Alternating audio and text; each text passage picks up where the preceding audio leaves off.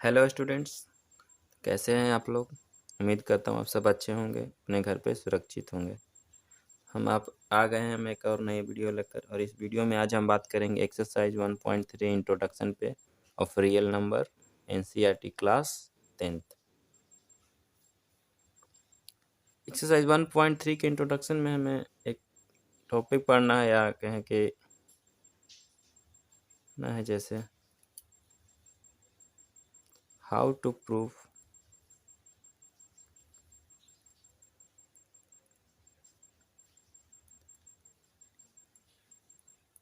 irrationality of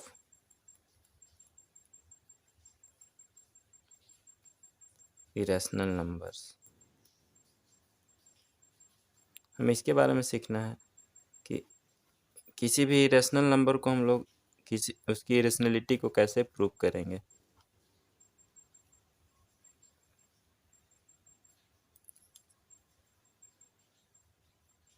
तो थोड़ा सा अगर आप लोग को कन्फ्यूजन है कि रेशनल नंबर्स क्या होते हैं, इरेशनल नंबर्स क्या होते हैं, या ध्यान अच्छे से याद नहीं है, तो उसके लिए थोड़ा आप लोग क्लास 9th का चैप्टर 1 नंबर सिस्टम को देख लेंगे एक बार। मैंने तो उस पर वीडियो नहीं अभी बनाई है, लेकिन आप फर्दर यूट्यूब पे सर्च करके चेक कर सकते हैं। इसको अच्छे से रिवाइज कर लीजिएगा एक बार, नंबर सिस्टम को। चैप्टर 1 को एक बार रिवाइज कर लीजिएगा, ताकि आगे ये कुछ रेशनल नंबर्स क्या होते हैं, इरेशनल, इसमें कोई कन्फ्यूजन ना हो। इंटीजर्स क्या होते हैं, ये सब इस चैप्टर में अच्छे से बताए हुए हैं। हम लोग थोड़ा सा रिकॉल कर लेते हैं, लेकिन क्या क्या होते हैं रेशनल नंबर्स। तो रेशनल नंबर्स क्या होते हैं, रेशनल नंबर क्या होते हैं? A number which represented in the form of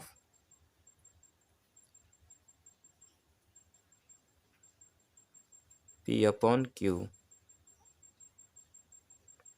and q does not equal to 0, where p and q are integer।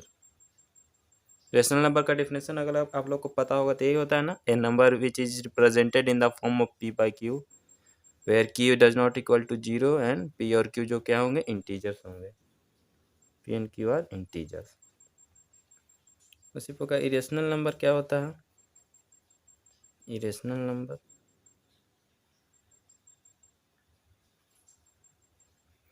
A number which is not represented in the form of p by q। इसको लिख सकते हैं क्या, a number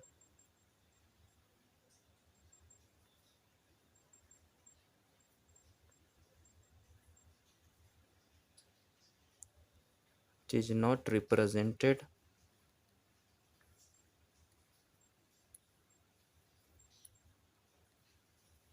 the form of p upon q, q does not equal to 0 where p and q are integers। ये हमारा होता है irrational number से। इसी को कहते हैं कि उसको हम लोग किसी भी नंबर को p और p अपॉन q के फॉर्म में रिप्रेजेंट नहीं कर सकते हैं। तो इसको कैसे लिखेंगे इरेशनल नंबर्स को, मतलब रिप्रेजेंट हम लोग, तो कोई भी इरेशनल नंबर अगर होगा, इरेशनल नंबर्स को हम लोग p अपॉन q के फॉर्म में रिप्रेजेंट नहीं कर सकते हैं। ठीक है, तो हम लोग और देख लेते हैं कि इंटीजर्स क्या होता है। मतलब और कन्फ्यूजन्स होगा तो हम लोग देखते हैं क्या है। तब तक के लिए आप इस वीडियो को पॉज करके नोट डाउन कर लें। थोड़ा हमको चार्ट बनाने की ज़रूरत पड़ेगी, तो हम लोग अपने नेक्स्ट पेज पे चलते हैं। ठीक है,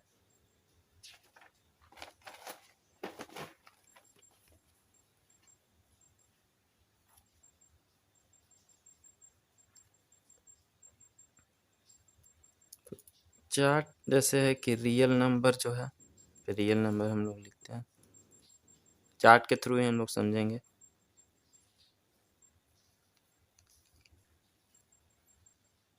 एक क्या होता है रियल नंबर में, एक होता है with decimal point, with decimal point होता है, और एक क्या होता है विदाउट, विदाउट डेसिमल पॉइंट। ये दो टाइप के नंबर होते हैं हमारे, एक विद डेसिमल पॉइंट होता है और एक विदाउट डेसिमल पॉइंट होता है। जो विदाउट डेसिमल पॉइंट वाले जो सारे नंबर होते हैं, ये जो सारे होते हैं, इसको हम लोग क्या कहते हैं, इसी को हम लोग कहते हैं इंटीजर्स, इसी को हम लोग इंटीजर कहते हैं, इंटीजर। अब इंटीजर में भी तो और टाइप आते हैं, जैसे कि ये हो गया 0 1 2 3, फिर -1 -2, ये सारे इंटीजर्स हैं क्योंकि विदाउट डेसिमल हैं। अब इसको हम लोग क्या कहेंगे, इसको हम लोग कह देंगे पॉजिटिव इंटीजर, इसको हम लोग क्या कहेंगे, नेगेटिव इंटीजर। ठीक है, ये तो जीरो इंटीजर है ही हमारा। जीरो से लेकर के यहाँ जो ये जो जीरो से लेकर के पॉजिटिव इंटीजर को हम लोग क्या कहते हैं, इसी को तो नेचुरल नंबर कहा जाता है।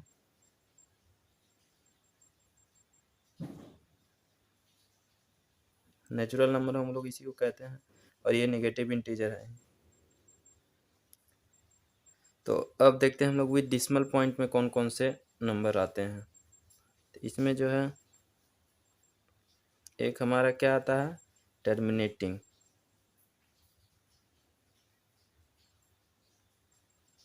एक टर्मिनेटिंग आता है। इसका एक टर्मिनेटिंग का एग्जांपल क्या हो जाएगा, जैसे कोई भी विद डेसिमल, मतलब कोई भी, जैसे ये एग्जांपल 1.57 हम लोग लेते हैं, तो ये एक टर्मिनेट कर गया, यानी ये एक टर्मिनेटिंग डेसिमल पॉइंट है, नंबर है। और एक क्या आता है हमारा, एक क्या आता है नॉन टर्मिनेटिंग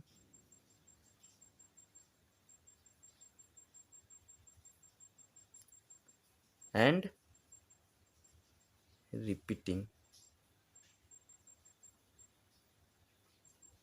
इसका एग्जांपल क्या होगा, ये जो non terminating and repeating number होते हैं, ये तो टर्मिनेट भी नहीं करते हैं, यानी पूरे के पूरे ख़त्म भी नहीं होते, और रिपीट करते रहते हैं। जैसे इसी में हम लोग एग्जांपल 1.57, फिर से 57, तो ये ना तो टर्मिनेट ये नहीं करेंगे बल्कि रिपीट करेंगे। जो 57, तो इसको हम लोग ऐसे डिनोट कैसे करते हैं, हम लोग इसको हम लोग डिनोट कैसे करते हैं, नॉन टर्मिनेटिंग एंड रिपीटिंग को हम लोग 1.57, जो नंबर रिपीट करता है उस पर हम लोग बार लगा देते हैं। ठीक है, और एक थर्ड इसमें आता है हमारा विद डेसिमल पॉइंट में,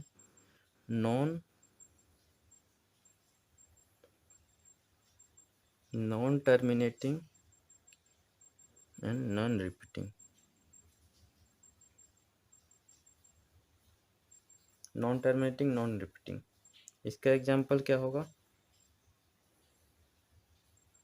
जैसे इसमें हम लोग कोई भी एग्जांपल लेते हैं, जैसे 52843, ये ना टर्मिनेट करेंगे, ना तो ये ख़त्म होंगे, और ना ही रिपीट करेंगे। तो इसी को हम लोग क्या कहते हैं, ये जो नॉन टर्मिनेटिंग नॉन रिपीटिंग होता है, इसी को हम लोग इरेशनल नंबर कहते हैं। ये जितने होंगे ये सारे इरेशनल नंबर होंगे। और ये जो टर्मिनेटिंग और non terminating and repeating number जो होते हैं, ये दोनों को क्या कहा जाता है, रेशनल नंबर इनको कहा जाता है।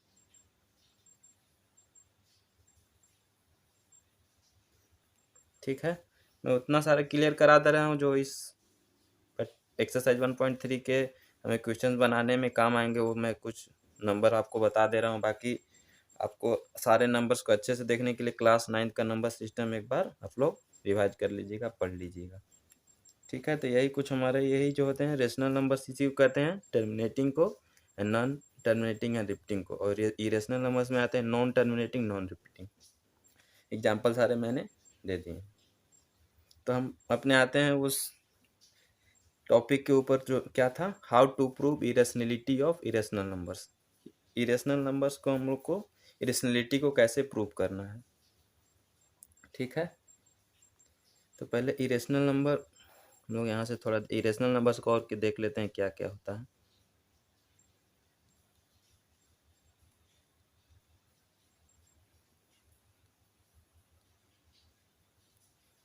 इरेशनल नंबर का डेफिनेशन क्या था प्रीवियस पेज में, कि डज नॉट, इसको रिप्रेजेंट नहीं किया जा सकता पी अपॉन क्यू के फॉर्म में, वेयर क्या हो Q does not equal to 0, ठीक है। इसके एग्जांपल्स क्या क्या हो जाएंगे, ये कुछ इरेशनल नंबर्स के एग्जांपल हम लोग दे देते हैं। जैसे एग्जांपल एक यहाँ पे आए हैं, उससे हम एग्जांपल ले लेते हैं। ये एक इरेशनल नंबर हो गया, फिर से कोई भी √2 हो गया, √5, √6, और क्या कहते हैं हम लोग इसको, रूट अंडर में कोई भी प्राइम नंबर अगर है, प्राइम नंबर अगर किसी भी प्राइम नंबर का स्क्वायर रूट है तो वो इरेशनल नंबर होगा। ये ऑलवेज होता है, ऑलवेज ऑलवेज इरेशनल होगा। फिर से क्या है, पाई भी हमारा इरेशनल नंबर है। फिर और क्या, अच्छा इरेशनल नंबर होता है एक root under non perfect square, non perfect square, ये भी हमारा इरेशनल नंबर होता है, ठीक है। और इरेशनल नंबर्स के एग्जांपल्स क्या हो जाएंगे, तो थोड़ा वीडियो को पॉज करके नोट डाउन कर लीजिए, तब तक हम अपने नेक्स्ट पेज को टर्न करते हैं।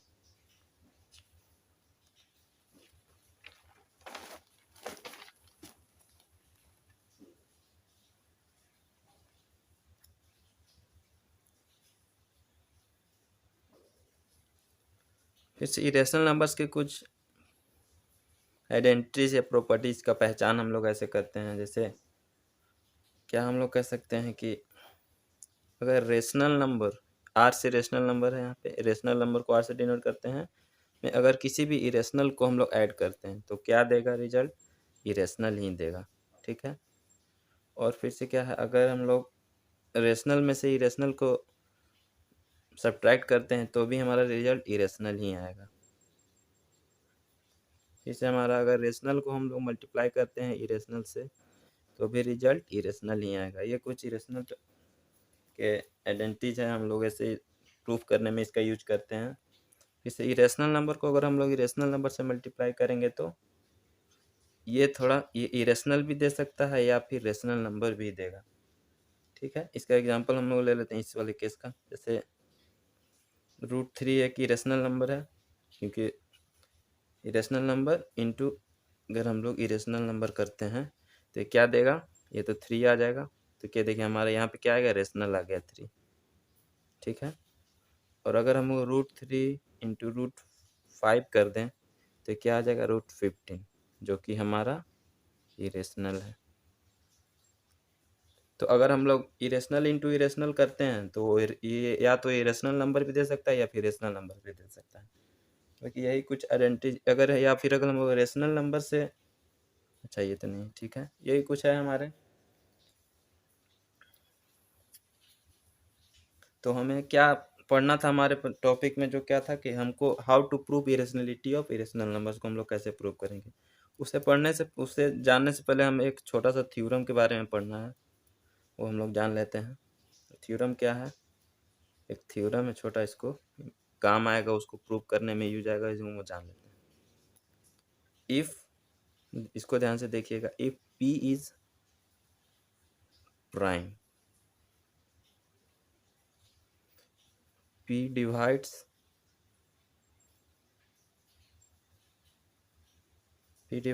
ए square, then P divides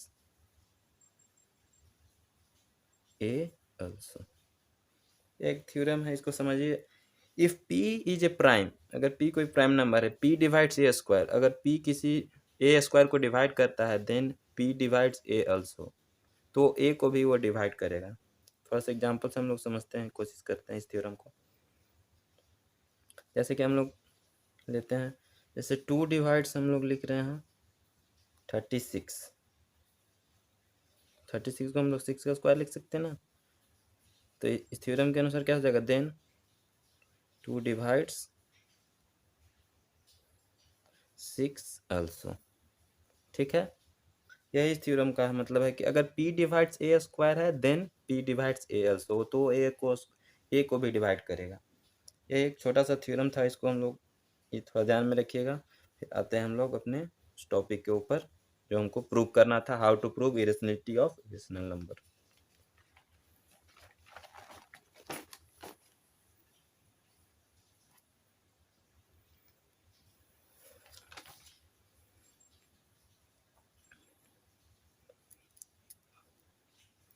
question हम लोग एक ले लेते हैं, प्रूव दैट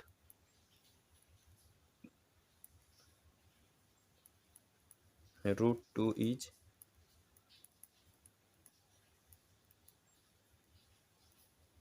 इरेशनल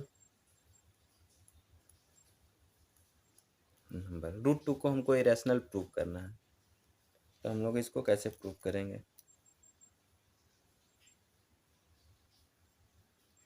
हम लोग कौन सा मेथड यूज करते हैं, we use method of contradiction के बारे में सुना है, हम लोग मेथड ऑफ कॉन्ट्राडिक्शन का यूज करके इसको प्रूव करेंगे। वी यूज मेथड ऑफ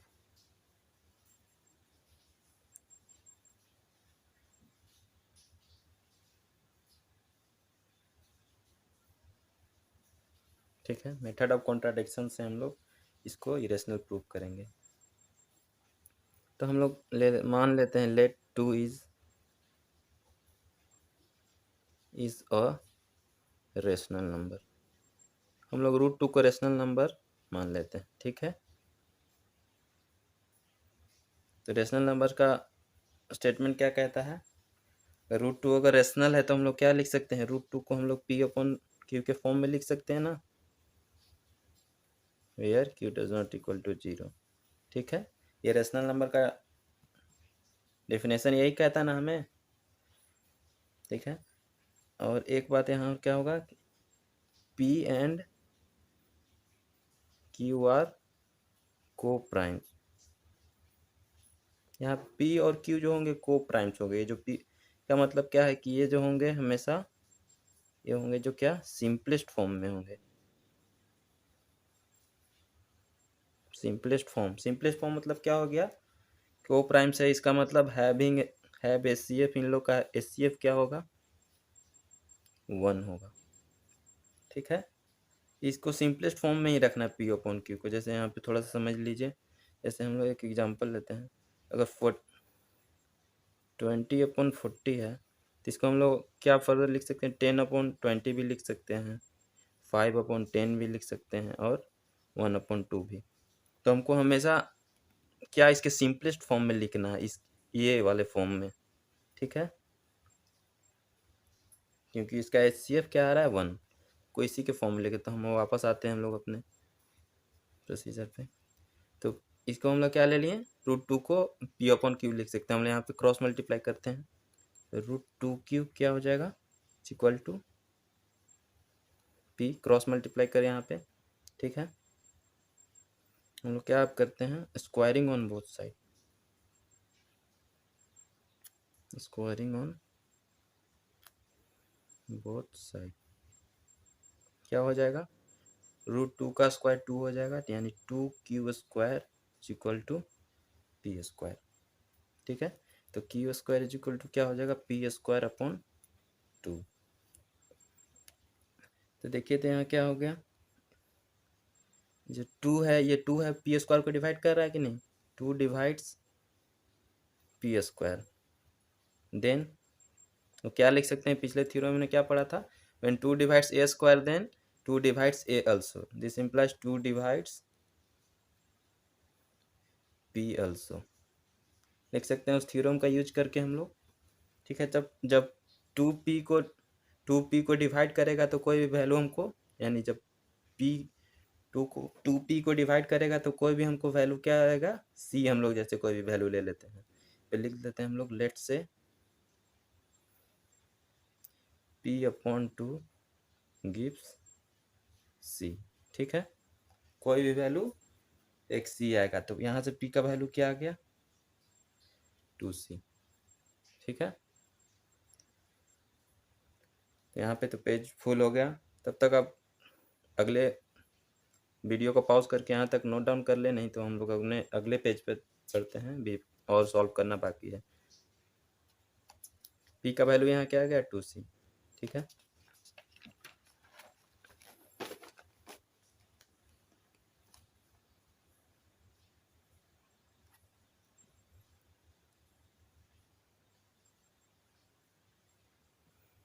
तो क्या आया था यहाँ पे, पी का वैल्यू क्या आया था 2c हमारा आया था, ठीक है।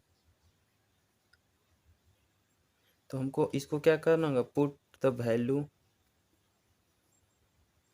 Of p is equal to 2c in equation first. अच्छा, जो हमने इक्वेशन फर्स्ट क्या था वहाँ पे शायद नहीं मैंने लिखा था। लोग पिछले कुछ आ जाते हैं अपने अगले पिछले पेज पे थोड़ा।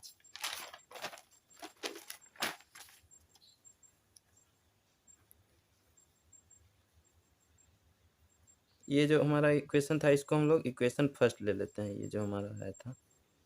तो इसमें हम लोग p का वैल्यू पुट करेंगे।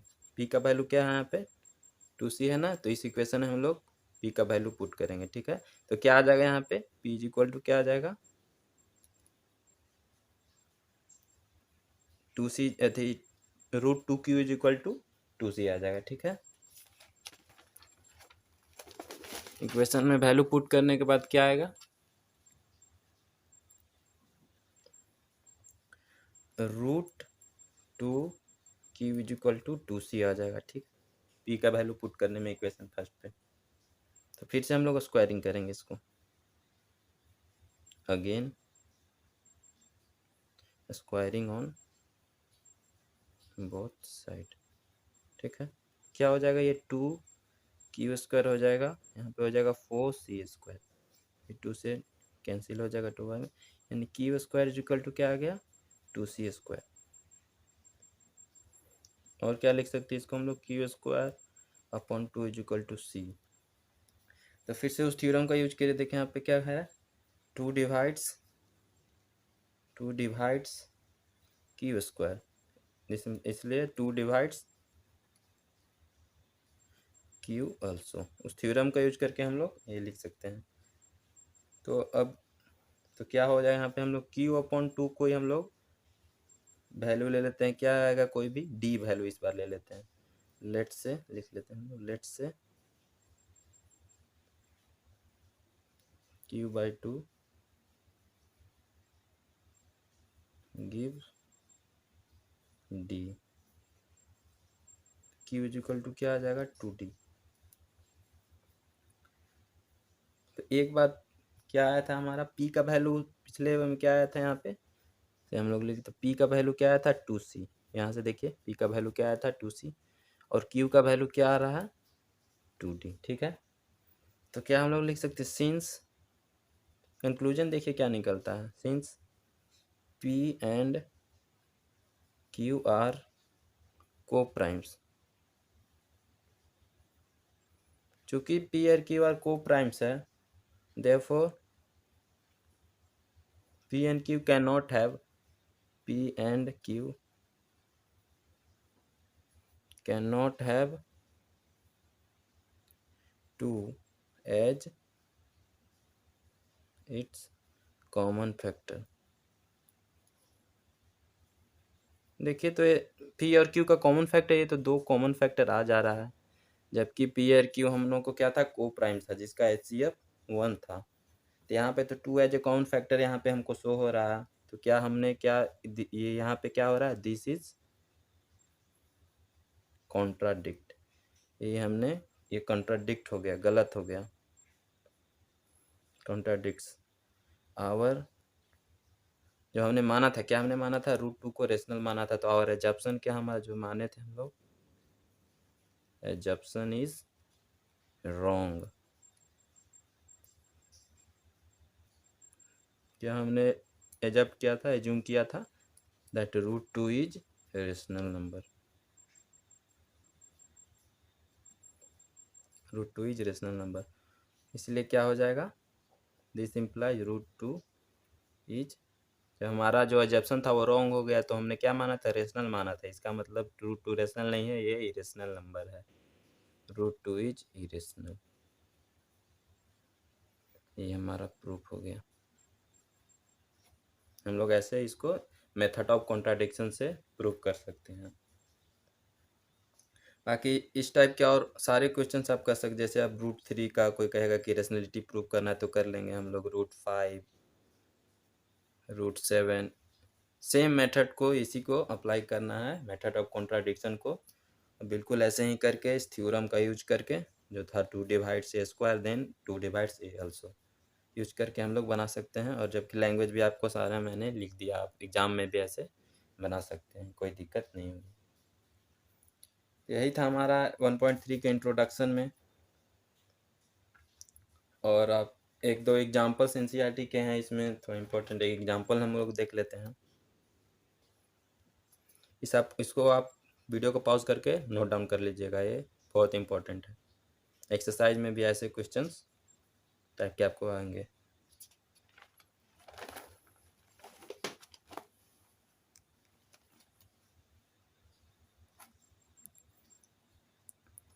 तो एनसीईआरटी का एक एग्जाम्पल है, आई थिंक एग्जाम्पल 10 है क्या, सो डैट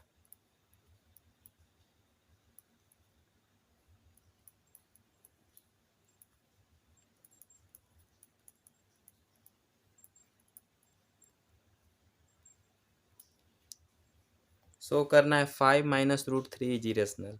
इसको इरेशनल शो करना हमको, ठीक है। तो हम लोग देखते हैं कैसे इरेशनल शो होगा। तो हम लोग मेथड ऑफ कॉन्ट्राडिक्शन ही लगाते हैं यहाँ पे। हम लोग मान लेते हैं क्या, let 5 minus root 3 is a rational number, ठीक है। हम इसको रेशनल नंबर मान लेते हैं, तो क्या हो जाएगा, रेशनल माने तो रेशनल नंबर का क्या होता है डेफिनेशन, कि इसको हम लोग पी अपॉन क्यू के फॉर्म में लिख सकते हैं। क्या हो जाएगा, ये पी अपॉन क्यू के फॉर्म में हम लोग इसको लिख सकते हैं, where Q does not equal to 0। ये हमेशा याद रखिएगा, ऑलवेज ये सिंपलेस्ट फॉर्म में रहेगा पी अपॉन क्यू, ठीक है। और यहाँ लिख देते हैं हम लोग पी एंड क्यू आर को प्राइम्स, ठीक है। को प्राइम्स का मतलब समझ रहे हैं ना, जिसका एचसीएफ 1 हो, हाईएस्ट कॉमन फैक्टर 1 हो। तो हम लोग आते हैं यहाँ पे, हम लोग देखते हैं 5 minus root 3 equal to P upon Q है, ठीक है। हम लोग क्या करते हैं कि 5 माइनस पी अपॉन क्यू को हम लोग लेफ्ट हैंड साइड ले आते हैं और रूट 3 को राइट हैंड साइड ले जाते हैं, प्लस में हो जाएगा, ठीक है। तो देखिए ये क्या, 5 क्या है, 5 क्या हमारा एक रेशनल नंबर है, 5 एक रेशनल है, ठीक है। और पी अपॉन क्यू भी क्या है, ये भी एक रेशनल है। और रूट 3 क्या है, इरेशनल। रूट 3 एक रेशनल नंबर है, क्योंकि बताया था कि square root of any prime number is always irrational. तो देखिए, तो रेशनल और इरेशनल कभी इक्वल हो सकते हैं आपस में। जो रेशनल होता है और rational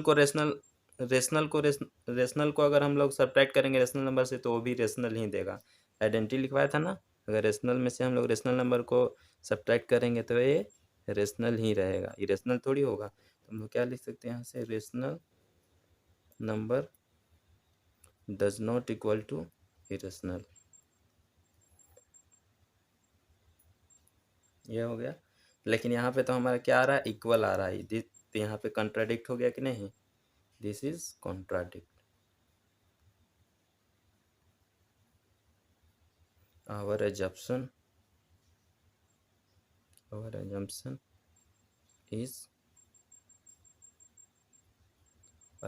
is wrong, that 5 minus root 3 is a rational number।